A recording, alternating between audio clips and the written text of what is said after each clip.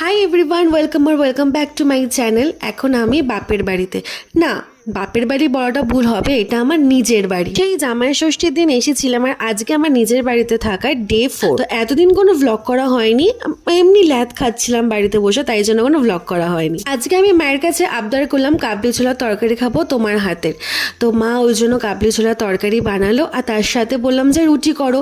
এতদিন ধরে তো সকালবেলা করে ভাত খাচ্ছি আর আমার ভাত খেতে ভালো লাগছে না, তাই রুটি করো। তাই জন্য মা আমার জন্য রুটি আর কাবলি ছোলার তরকারি করেছে।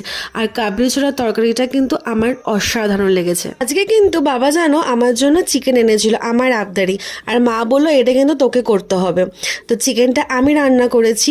এবার শুনে নাও আমার রান্না করা চিকেন খেয়ে বাবা কি বললো।